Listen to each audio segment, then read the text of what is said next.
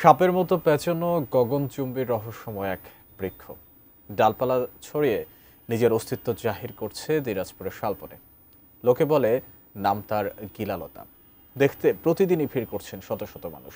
কৌতূহল আর বিস্ময়ের কেন্দ্রবিন্দু হয়ে উঠেছে এই বিরল প্রজাতির গাছ। দিনাজপুর থেকে ভুবন সেনের তথ্য ও ছবিতে ডেস্ক রিপোর্ট।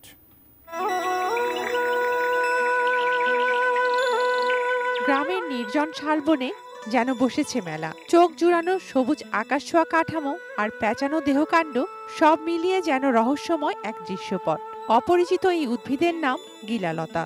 পাহাড়ের উদ্ভিদ হলেও বেড়ে উঠেছে সমতলে। তাতেই কৌতূহল আর বিস্ময় একসাথে ছড়িয়ে পড়েছে চারপাশে। স্বাস্থ্যকর অল টাইম ফ্যামিলি কেক, সব সময় অল টাইম হেলদি লাইফ। মানুষ এত মানুষ মুই তো দেখো না, একটা গাছ দেখিবে তো এত মানুষ আইছে আসি দেখো মানুষ ভর্তি করছে আর গাছটা দেখিয়ে মানুষ সবাই পাগলা হয়ে গেছে। গাছটাকে দেখলাম, সুন্দর একটা গাছ, ফল দেখলাম, গাছের ছবি উঠালাম। এখানে অনেক লোক মনে করেন যে ভিড় করতেছে। আমরা আসছি নবাবগঞ্জ থেকে দেখার জন্যই। আমাকে গাছটি দেখতে খুব ভালো লেগেছে। মানুষের ভিড় ঘিরে জমে বসে গেছে অস্থায়ী দোকানপাট। বৃক্ষটি হয়ে উঠেছে যেন উৎসবের উপলক্ষ। প্রচুর মানুষ আসতেছে দেখার জন্য, সেজন্য আমরা ইউনিয়ন পরিষদের পক্ষ থেকে মানুষের যাওয়া আসার জন্য এই রাস্তাটা ঠিক করতেছি। দিনাজপুরের কালিয়াগঞ্জের ন্যাচারাল শালবনে এই বিরল বৃক্ষ। এলাকাবাসী জানান, প্রায় ১১ বছর আগে শখের বশে লালমনিরহাট থেকে বীজ এনে রোপণ করেছিলেন স্থানীয় কৃষক জালাল উদ্দিন। তার যত্নেই ডালপালা মেলে আকাশ ছুঁয়েছে এই বৃক্ষ।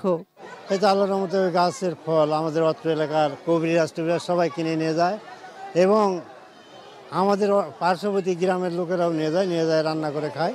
বন কর্মকর্তারা বলছেন, গিলালতা পাহাড়ি উদ্ভিদ, সমতলে খুব একটা দেখা মেলে না। এর সংরক্ষণ ও বিস্তারে বিশেষ ব্যবস্থা নেওয়া হবে। গাছটি নিয়ে আমাদের ভবিষ্যৎ পরিকল্পনা আছে। আমরা এই গাছটিকে বন্যপ্রাণী সংরক্ষণ ও নিরাপত্তা আইন অনুসারে স্মারক বৃক্ষ হিসেবে ঘোষণা দেওয়ার জন্য প্রস্তাব প্রেরণের একটা প্রস্তুতি নিচ্ছি। এছাড়াও গাছটি আমরা বীজ সংরক্ষণের উদ্যোগ নিয়েছি। কৌতূহল আর বিস্ময়ের পাশাপাশি গিলালতা সম্ভাবনার প্রতীকও।